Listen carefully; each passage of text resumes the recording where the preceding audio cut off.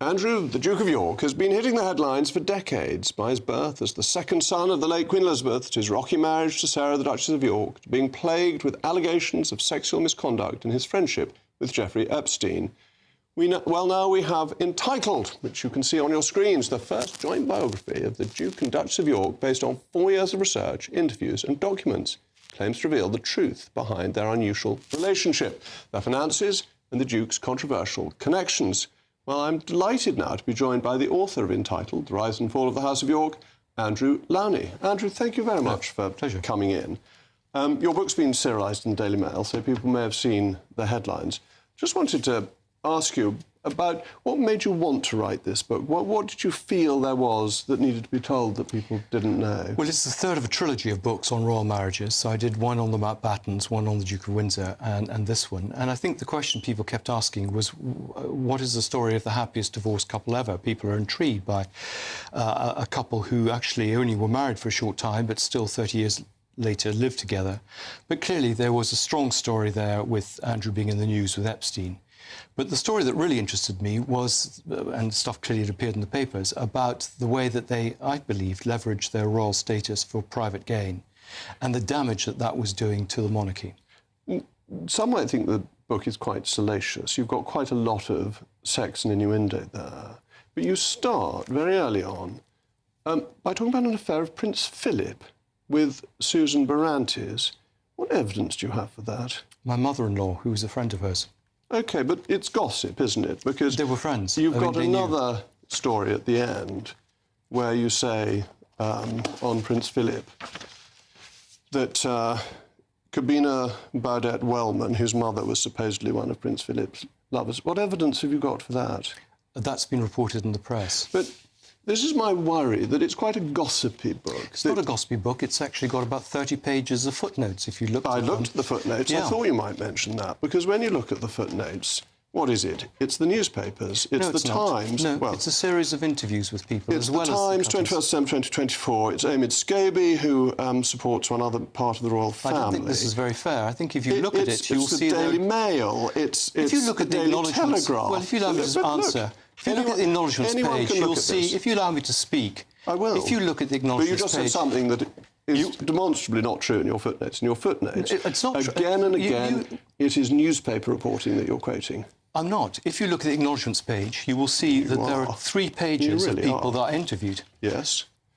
So can we look at the acknowledgements page? Well, why don't we look at your footnotes? Are you out here just to hijack the book? No, I'm here to ask you about it and your sources and the accuracy. So Finding Sarah, Daily Mail, Daily Mail, Daily Mail, Daily Mail, New York Times, Daily Mail, Daily Telegraph, extracts which can be seen online. So, yes, you've got some interviews, but you say in the beginning you asked 3,000 people to be interviewed, of whom 300 agreed. Yes.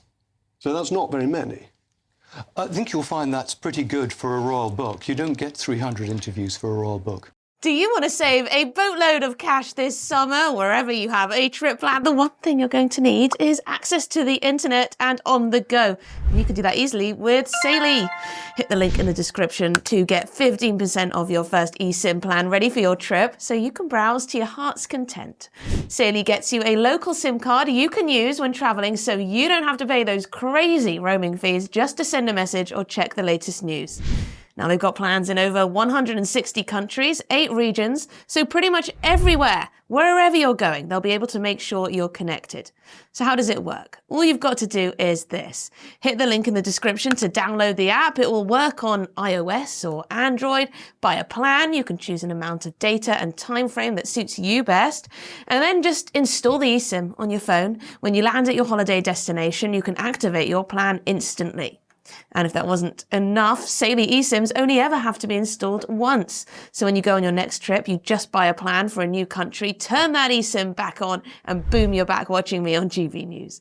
I'll be using a Saily SIM on my next holiday because it's actually faster than some of the hotel Wi-Fis. You can get unlimited data if you want, so you can scroll away to your heart's content. And when you leave the hotel, you don't have to do that annoying thing of Wi-Fi hopping because you've got constant connectivity wherever you go. And they've got 24/7 support as well and a full refund policy if your eSIM isn't compatible. So get sorted for your next trip. Download Saley using the link in the description below. And if you use the code NEWS at checkout, you'll get an exclusive 15% discount on us. So click the link, download Saley, and use the code NEWS at checkout. And what about this, talking of gossip? So you've got a story here on Prince Andrew getting an escort to Canary Wharf from Buckingham Palace. The comedian Katie Brand has a story from a friend. Yeah. Is that a good source? Is that a good historian source? That's sometimes all we have. But that's my point. You've got salacious gossip starting, I don't think that's salacious gossip. Starting with an Most of this unfounded book, allegation against Prince Philip. Well, let me answer. It's not an unfounded allegation. You've got no evidence for it. I have. Prove it. Well, have you got an affidavit saying this? Well, you're not going to get affidavits saying these things in these sort of books. Would you have written it when he was alive and could have sued you for libel? Well, I wasn't writing the book when he was alive. Would you have written it when he was alive and could have sued you for libel? That's a ridiculous question. It's a fundamental question. No, it's not. Because you're saying things that really sleazy allegations. They're not against sleazy the late allegations. Queen's Most of this husband, book is about for which you financial have no corruption in the royal evidence. family. That's what the book's about. Well, it's about an awful lot more than that. But if you actually read it... I've read it. Well, I'm a very quick reader in one day. Yeah, You'll see that there's an awful lot there. It's about his role as special representative. People are on the record, diplomats, people in the Foreign Office, people in the Navy. And on the diplomacy, you're fair, actually, because there are quite a lot of mixed views about his behaviour. Yes, but well, you've also it's got... not salacious. Well, there's a lot of salacious stuff in it, including, as I say, about Prince Philip. But you've got this one. You really went for everything you could. One ambassador's wife was upset after the prince criticised the way she decorated the residence. Another chased him after he left without thanking her. Are these diplomats such complete wet wipes that they get so upset? Or were you just trying to use every interview, anonymous sources, to hack it? They're not anonymous sources. I mean, a lot of these people were named. A lot of them clearly want to go off the record. I can't force them to go on the record. These are stories I was given when I interviewed them. OK, mainly anonymous. Let me ask you one final thing. Not mainly anonymous. I mean, many of them were named. How much does a side of beef weigh? Well, I agree that does seem slightly odd. It's about 200 weight. Do you really think Sarah Ferguson had 200 weight of beef on her sideboard every night? You're cherry-picking bits. You know, we all know from the reviews... We know from the reviews of your book that clearly a lot of things went wrong. No, there were no errors in my book. People just didn't like it. Anyway, thank you very much, Andrew, for your hatchet job on His Royal Highness, as he still is, though he doesn't use it, the Duke of York.